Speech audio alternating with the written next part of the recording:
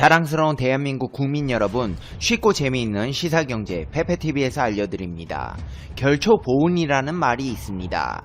죽어서도 잊지 않고 은혜를 갚는다는 뜻인데요. 이는 개인 간의 관계뿐 아니라 국제 간의 상황에서도 해당되는 얘기입니다. 근데 여기 이 말을 실행하고 있는 국가가 있어 화제를 모으고 있습니다. 바로 대한민국입니다. 흥부놀부전에 은혜 갚은 까치처럼 다른 나라에 호박씨를 물어주고 있는 대한민국의 실체를 자세히 알아보도록 하겠습니다. 페페TV 팩트 체크.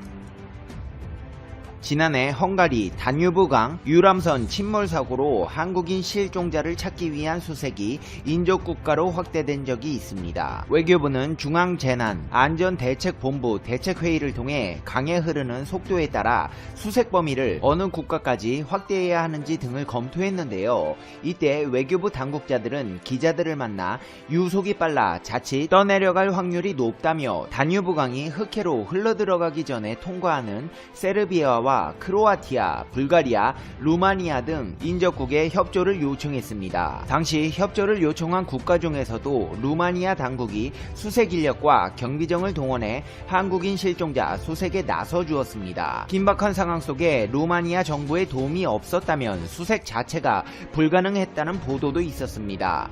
이를 계기로 한층 가까워진 한국과 루마니아는 수교 30주년을 맞이하여 양국 대통령 축하 서한을 교환했습니다. 대한민국은 양국이 1990년 수교 이래 정치, 경제, 사회, 문화 등 다양한 분야에서 협력을 꾸준히 확대 발전시켜온 것을 환영하고 최근 원전, 교육, 문화 등의 분야에서 협력이 강화되고 있음을 평가했습니다. 또한 앞으로도 양국 간 전략적 동반자 관계가 더욱 깊어지고 발전하기를 기대한다고 했으며 루마니아의 요하니스 대통령 역시 서한에서 한국과의 양자관계 발전이 대외 정책의 주요 우선순위 중 하나임을 강조하고 양국 간 역동적인 대화와 국제 무대에서의 유익한 협력이 이루어지고 있는 것을 평가했습니다. 아울러 양국 관계 발전의 잠재적 실현에 대한 의지를 표명하고 양국 간 영원한 우정이 이를 위한 기반이 될 것이라고 강조했습니다. 사실 국가 정상들이 만나면 이런 입에 발린 말들 많이 합니다. 친하게 지내자, 서로 돕고 살자. 하지만 그 중에 지켜지는 약속이 얼마나 될까요? 서로 지들 입속 챙기느라 바쁜 세상이라 약속은 뒷전이고 자국 주머니에 돈 챙기느라 바쁩니다. 일본이나 베트남만 봐도 잘 알 수 있는 사실입니다. 하지만 대한민국은 그렇지 않았습니다. 루마니아에서도 전 세계에 불고 있는 이번 사태로 인해 힘든 시간을 보내고 있는데요. 최근 대한민국 정부의 주선을 통해 국내 업체가 루마니아로 진단키트 수출 계약을 체결했습니다. 전 세계가 한국산 키트를 필요로 하기 때문에 우선적으로 받는다는 것은 쉽지 않은 일이었는데요. 이는 전에 한국 정부의 협조적이었던 루마니아 정부에 보답하는 차원으로 추진하게 된 것으로 추정돼 세간의 이목을 집중시키고 있습니다. 최근 루마니아는 이웃 국가인 헝가리의 나토 소속 군용기를 동원해 한국으로부터 방호복을 긴급 수송했습니다. 루마니아가 이례적으로 타국의 군용기까지 동원할 만큼 현 사태 방역을 위해 한국에 방호복이 시급히 필요했던 것으로 보입니다. 인천국제공항에서는 헝가리에 배치된 나토 소속 C-17 수송기가 도착한 후 몇 시간 안 돼 다시 이륙한 것으로 알려졌습니다. 외교부 관계자는 루마니아로 방호복 수송을 위해 나토 수송기가 한국에 도착한 것으로 알고 있다며 나토가 아니라 헝가리가 수송을 지원해줬다고 말했습니다. 나토 회원국은 나토의 협조하에 해당 기구 소속 수송기를 운행할 수 있는 것으로 알려졌습니다. 군용기가 군 공항이 아닌 민간 공항을 이용한 것은 이례적이라는 평가입니다. 군 소식통은 루마니아에 수송기가 없어서 이웃 국가인 헝가리에 지원을 요청한 것으로 보인다며 그만큼 급박한 상황이라는 것을 의미한다고 했습니다. 이 수송기는 한국산 방호복을 가득 싣고 루마니아로 수송한 것으로 알려졌습니다. 이틀 뒤에는 같은 비행기가 2차로 방호복과 진단키트를 수송하기 위해 인천공항을 방문했습니다. 루마니아를 러시아를 포함해 미국과 유럽 국가 29개국이 회원국으로 가입한 나토는 회원국의 요청을 받으면 보유 자산을 활용할 수 있게 되어 있습니다. 루마니아는 별도로 항공기를 보낼 여건이 되지 않자 나토의 수송기를 이용한 것으로 알려졌습니다. 루마니아가 수송기를 통해 싣고 간 물품은 국내 업체의 방호복 10만 벌과 진단키트 2,000개입니다. 2,000개의 진단키트로 20만 명을 테스트할 수 있습니다. 루마니아가 이틀 만에 수송기를 재차보낸 것은 그만큼 상황이 심각하기 때문입니다. 루마니아는 이탈리아 등 서유럽 국가에 비해 이번 사태 환자 수는 적으나 확산 속도가 빨라지자 시급히 방역 조치에 나서고 있습니다. 추가 확산 방지를 위해 루마니아는 강력한 대응책을 펼치고 있는 것입니다. 전 세계적인 이번 사태로 인해 진단키트와 방호복을 구하기 힘든 상황에서 한국으로부터 방역 제품을 전해받은 루마니아의 반응은 뜨겁습니다. 루마니아가 나토기를 동원해 한국산 진단키트와 방호복을 수송한 것과 관련해서 루마니아 한국 대사관의 페이스북에 루마니아 국민들의 감사 메시지가 이어지고 있는 것인데요. 우리 정부가 루마니아의 진단키트와 방호복 구입에 협조해준 것에 대한 진한 고마움을 표시한 것입니다. 한국이여, 도와줘서 고맙습니다. 오늘부터 나는 모든 스포츠 경기에서 한국을 응원하고 적어도 한국인 저자 10명의 책을 읽을 것을 약속합니다. 무슨 말로 감사를 표현할 수 있을까요? 너무너무 감사합니다. 정말 상황이 급박한 상황에서 한 줄기 빛과도 같은 지원이다. 한국은 동방의 등불이다. 도와주셔서 정말 감사합니다. 루마니아인들은 대한민국의 고귀한 지원을 절대 잊지 않을 것입니다. 강력한 경제와 진정한 민주주의를 이룩한 한국인들에게 경의를 표합니다. 한국은 특별하고 멋진 나라입니다. 대한민국은 내 마음속에 있고 영원히 친구가 될 것입니다. 감사와 존경을 표합니다. 등의 댓글을 올리며 펄럭이는 태극기 사진을 올린 사람도 있었습니다. 우리 정부가 루마니아의 요청으로 진단키트와 방호복 구입을 주선하고 나토 수송기 이착륙과 물품 수송에 협조한 것에 대한 고마움을 표한 것입니다. 우리가 정말 목이 마를 때 누가 생수를 건네주면 정말 고맙잖아요. 지금 루마니아의 입장이 그렇습니다. 유럽에서는 이번 사태에 대한 대응책이 전무한 상태였고 그렇기 때문에 피해도 큰 상황인데요. 대한민국 정부가 신속하게 협력해 진단키트와 의료장비를 신속히 수송한 것은 한국에 좋은 이미지를 주는 계기가 되었으며 군용 수송기가 인도적 목적을 위해 평화의 도구로 사용된 점이 좋은 상징적 이미지를 만들어내는 일석이조의 효과를 보였습니다. 루마니아는 이처럼 한국산 키트를 받았지만 아직 한국산 키트가 없는 나라들의 국가 정상들은 애가 타는데요. 불가리아도 그 중에 하나입니다. 대한민국은 보이코 보리소프 불가리아 총리와의 수교 30주년을 기념해 축하 서신을 교환한 지 일주일 만에 통화해서 이번 사태 극복을 위한 양국 간 협력 방안을 논의했습니다. 보리소프 총리는 한국이 방역 체계의 모범 사례로 전 세계가 주목하고 있음을 알고 있다며 최근 불가리아는 이번 사태에 대한 검사 수요가 늘어나고 있어 빠른 검사를 위한 진단키트가 필요한 상황이라고 요청했습니다. 이에 대한민국 측은 불가리아에 도움을 줄 수 있도록 적극 검토하겠다며 두 나라 간 외교 채널을 통해 수량과 일정, 수송 방법 등을 구체적으로 협의해 나갈 수 있도록 하자고 밝혔습니다. 보리소프 총리는 한국의 기술력과 과학, 임상 데이터와 치료 경험을 높이 평가한다며 불가리아보다 이번 사태에 앞서 겪은 한국이 희망적 방역 행보를 보이고 있다는 점은 총리 스스로가 직접 국회에 나가서 설명할 예정이라고 화답했습니다. 루마니아, 불가리아뿐 아니라 대한민국 정부의 전화통에는 지금 불이 났습니다. 지난달 20일 중국 정상과의 통화를 가진 뒤 5일 이집트, 아랍에미리트, 6일 터키, 13일 프랑스, 20일 스웨덴, 24일 스페인, 사우디, 미국, 26일 캐나다, 27일 리투아니아, 30일 에티오피아 정상과의 통화를 했습니다. 한마디로 세계 각국 정상들의 전화만 받아도 정말 바쁘다는 것입니다. 그만큼 지금의 상황이 절박한 상황에서 한국이 얼마나 잘 대처하고 있는지를 보여주는 상황입니다. 근데 유일하게 한국을 인정하지 않는 국가가 있어 화제를 모으고 있습니다. 바로 일본입니다. 일본 정부는 확산을 이유로 한국 전역에 대해서 입국 거부 조처를 취했습니다.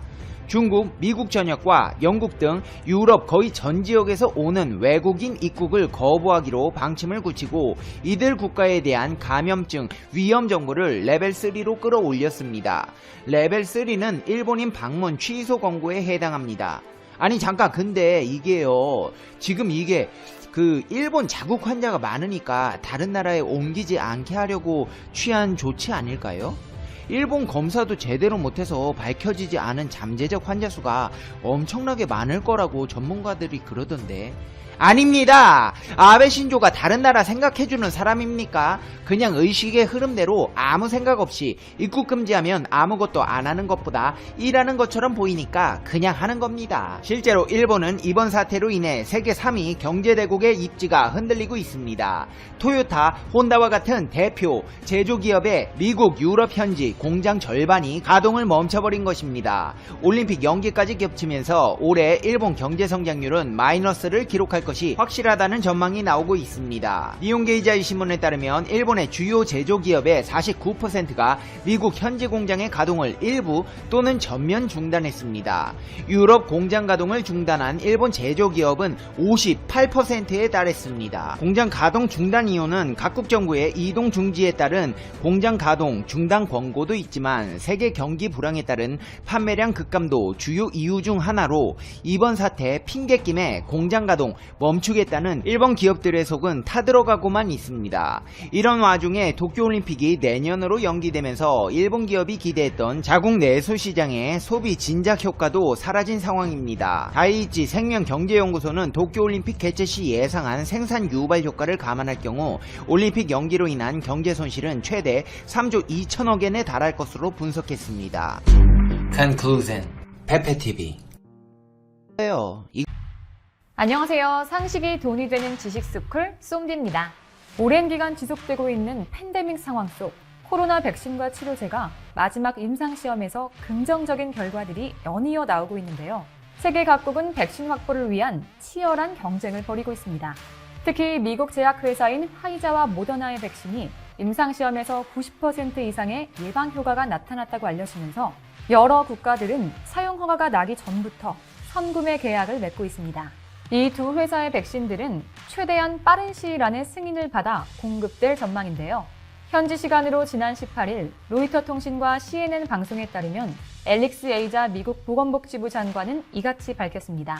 12월 말까지는 이 두 개 백신 약 4천만의 투여분이 FDA의 승인을 기다리는 채 배포가 가능할 것으로 예상한다. 가장 취약한 미국인 약 2천만 명에게 백신을 접종하기에 충분한 양이라고 설명했죠. 그리고 미국의 최대 우방국이라 불리는 영국은 미국에서 백신 승인이 나기도 전부터 화이자 백신에 대한 긴급 사용 승인을 먼저 시도할 예정이라고 하는데요. 특히나 미국과 영국은 코로나 사태로 인한 상황이 너무 안 좋기 때문에 이렇게나 급하게 백신을 확보하고 있습니다. 이 두 국가 외에도 전 세계 많은 나라에서 화이자와 모더나의 백신을 구하기 위해 경쟁을 하고 있는데요. 그중 코로나19로 타격이 큰 일본도 화이자와 모더나의 백신에 대한 공급 계약을 맺었다며 스스로 자화자찬하고 있죠. 특히 일본 언론에서는 일본이 백신 총 3억 3천만 도즈를 구했지만 아직 한국은 확보하지도 못했다며 결국 일본에게 완패했고 자신들이 코로나 상황에서 앞서가고 있는 것처럼 다루고 있습니다. 하지만 최근 해외 유명 언론에서 이런 일본의 착각을 깨버리는 보도를 전해 큰 충격을 받아 그 높아진 코가 다시 낮아졌다고 합니다. 영상 시작 전 좋아요와 구독 부탁드립니다. 현지 시각 18일 월스트리트 저널은 코로나 백신, 한국은 가격이 적당해질 때까지 기다릴 수 있다고 말한다라는 제목의 기사를 통해 백신 공급을 서두르는 미국이나 일본, 유럽연합과 달리 한국은 훨씬 신중한 편이라고 보도했죠. 이미 다량의 백신을 확보한 미국과 EU, 일본은 내년 초 백신 접종을 희망하지만 한국의 보건관료들은 내년 하반기에 접종하는 것을 목표로 하고 있다고 보도했습니다. 그러면서 많은 나라가 코로나 백신을 얻으려고 노력하는 상황이지만 한국은 다른 방법을 모색 중이다. 기다릴 수 있다는 것이라고 밝혔습니다. 게다가 한국 정부가 초반에 공급되는 백신이 효과가 없거나 장기적인 부작용을 낳을 가능성에 대해 우려하고 있어 먼저 백신을 접종할 다른 국가에서 효과가 어떻게 나타나는지 확인하고 싶어하는 상태라며 신중한 태도를 보이고 있다고 분석했습니다. 국제백신연구소 이철우 박사는 인터뷰에서 확진자 수를 낮게 유지할 수 있는데 서둘러 백신을 주문해 위험을 감수할 이유가 있겠느냐며 한국은 미국이나 유럽처럼 급한 상황은 아니다라고 말했죠. 물론 현재 한국도 일일 확진자 수가 300명이 넘어가는 상황이기 때문에 가볍게 여기면 안 되지만 미국은 하루에 20만 명이 넘는 확진자가 나오고 있고 일본의 경우도 5일 연속 확진자가 2,000명대를 기록하는 등 한국과는 차원이 다른 상황이 펼쳐지고 있습니다. 그렇기 때문에 한국은 유럽이나 미국, 일본, 남미 국가들에 비해 당장 백신이 필요한 상태가 아닙니다. 또 사망자도 크게 늘지 않고 있어 상대적으로 여유가 있죠. 심지어 제약사들과 백신 공급 계약을 서두르게 되면 그만큼 백신 값을 비싸게 치러야 하는데요. 이에 한국은 시간이 지날수록 백신 가격이 떨어질 것으로 보고 하반기에나 백신을 대량 구입하겠다는 입장을 보였습니다. 하지만 무엇보다도 다른 국가들에서 백신이 효과를 거두는지 확인한 뒤 구입해도 늦지 않다는 게 한국 정부의 판단입니다. 실제로 아직 글로벌 제약사들이 내놓은 백신에 대한 효능은 확실하지 않은 단계입니다. 일부 언론에서는 예방 효과가 90%를 넘는다고 하지만 전문가들은 그건 사실이 아니라고 말하고 있는 아이러니한 상황인 겁니다. 아직 임상시험이 완전히 끝난 상태가 아닌 중간 단계에서 발표했기 때문에 단지 화이자와 모더나 백신의 유효성만 확인했다는 거죠. 그렇다면 여기서 많은 사람들이 궁금해할 텐데요. 유효성과 예방 효과의 차이는 무엇일까요? 이 궁금증을 저희 이상스쿨이 해결해 드릴게요. 먼저 유효성에 대해 설명하자면 100명 중 진짜 백신을 맞고도 코로나에 걸린 사람이 10명이라면 10%는 백신을 맞고도 걸릴 수도 있다는 뜻인 겁니다. 이때 백신의 유효성은 90%로 추정되죠. 즉 유효성이란 미래적인 개념으로 아직 백신을 사용하지 않았지만 임상에서 90%의 예방 효과를 가질 가능성이 있다는 얘기입니다. 반대로 실제 백신을 써보고 확인됐을 때 쓰는 개념이 예방 효과입니다. 그런데 실제 백신을 썼을 때 예방 효과는 유효성보다 다소 떨어지는 게 일반적이죠. 그렇기 때문에 아직 화이자와 모더나의 백신이 90% 이상의 예방 효과를 가졌다는 것은 확인이 더 필요하다는 게 전문가들의 의견인 겁니다. 게다가 코로나19 백신의 중요한 디테일인 위험 연령층과 기저질환자에 대한 유효성은 아직 데이터가 공개되지도 않은 상태인데다가 영국 BBC를 포함한 몇몇 외신들에서는 화이자와 모더나 백신에 대한 부작용에 대해 경고를 한 사례가 있습니다. 때문에 외신에서도 한국은 상황이 심각한 미국, 유럽, 일본과 다르게 백신에 대한 지금의 접근 방식을 취하고 있는 것이 옳다고 말하는 겁니다. 거기에 덧붙여 한국이 백신을 전혀 확보하지 못한다는 건 아니라고 설명했는데요. 한국은 코로나19 백신 관련 국제기구인 코백스 퍼실리티에 참여한 상태로 정부는 코백스 퍼실리티를 통해 1,000만 명분의 백신을 확보했다고 밝히며 다른 제약회사들과의 개별 계약으로 2,000만 명분을 추가로 확보할 계획이라고 합니다. 그런데 웃기게도 글로벌 제약사들은 한국의 계약을 독촉하는 상황인데요. 박능우 보건복지부 장관은 지난 17일 국회 보건복지위 전체 회의에 출석해 해외에서 개발된 코로나19 백신 확보에 서둘러 달라는 국민의힘 김미애 의원의 질의에 개별 기업 접촉을 통해서 여러 가지 물량과 가격을 협상을 하고 있다며 현재 우리에게 물량을 오픈한 회사들을 합치면 3천만 명분이 넘는다라고 말했습니다. 또 최근 청문회에서도 한국은 합리적인 가격의 백신을 얻기 위해 협상을 서두르지 않고 있다고 말하면서 화이자와 모더나가 한국에 연락을 해 신속하게 계약을 체결할 것을 촉구했다. 예상과 달리 오히려 제약회사들이 우리와 계약을 서두르고 있다고 밝혔습니다. 실제로 전문가들은 K방역을 통해 전 세계의 극찬을 받은 한국에서 어떤 백신이 사용되는지는 매우 중요하다고 전했습니다. 왜냐하면 모든 나라가 긴급하게 백신을 구하고 있는 와중에 철저하게 검증된 백신을 사용하겠다는 나라가 현재는 한국이 거의 유일하기 때문이죠. 그리고 이번 팬데믹 사태를 통해 한국에 대한 신뢰도가 급상승하면서 한국이 사용하는 백신은 그 자체로 신뢰도가 높아져 엄청난 홍보 효과를 누릴 수 있다는 겁니다. 즉, 한국 하면 신뢰가 된 거죠. 심지어 한국의 SK바이오사이언스는 아스트라제네카와 노바백스의 백신 위탁 생산을 맡았기 때문에 글로벌 제약사들이 먼저 한국을 찾아오는 영향도 있는 것으로 파악됩니다. 무엇보다 일반적으로 백신을 생산하는 국가는 일정 물량을 공급받는 관행이 있어 한국의 경우 자체적으로 안정적인 백신 물량을 생산해 공급받을 수 있다는 겁니다. 한마디로 다급하게 입도 선매를 한 일본과는 다르게 한국은 믿는 구석이 있다는 거죠. 게다가 최근 아스트라제네카가 영국 옥스퍼드 대학과 공동 개발한 코로나19 백신이 2차례로 투약량을 조절할 경우 당초 알려졌던 70%의 유효성을 크게 넘어서 90% 수준까지 끌어올릴 수 있는 것으로 나타나 한국의 믿는 구석은 더 큰 힘을 발휘할 수 있게 됐는데요.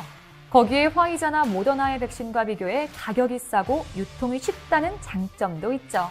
결국 이번엔 한국을 뛰어넘었겠지 하며 기대를 했던 일본이지만 막상 뚜껑을 열어보니 한국의 상황과 판단이 자신들이 감히 할 수 없던 것이기에 충격에 빠질 수밖에 없었던 겁니다.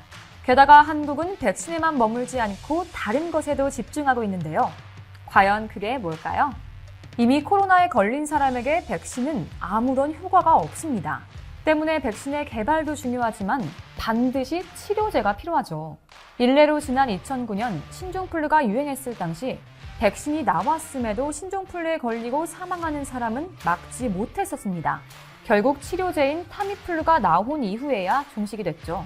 이런 이유로 전문가들은 진정한 코로나의 종식을 앞당기기 위해서는 백신뿐만 아니라 치료제 개발 역시 필수라고 얘기하고 있습니다. 그리고 자랑스럽게도 한국은 치료제 개발에서 바이오 강국이라 불리는 미국, 영국과 어깨를 나란히 하며 많은 나라들보다 앞서 나가고 있습니다. 특히 한국의 셀트리온이 만들고 있는 항체 치료제는 전 세계에 주목을 받고 있죠. 벌써 해외 다수의 국가에서는 셀트리온의 치료제를 얼마나 공급받을 수 있을지 문의가 쇄도하고 있습니다. 한편 국내 바이오 산업의 양대 산맥인 삼성바이오로직스는 지난 5월 미국 일라이릴리와 코로나19 항체 치료제 장기 위탁 생산 계약을 맺고 이에 따라 물량을 생산 중이라고 밝혔는데요. 미국 FDA가 승인한 코로나19 치료제를 국내에서 대량으로 생산한다는 겁니다. 이렇게 이제 한국은 전 세계 국가들이 신뢰할 수밖에 없는 바이오 강국이 되고 있습니다.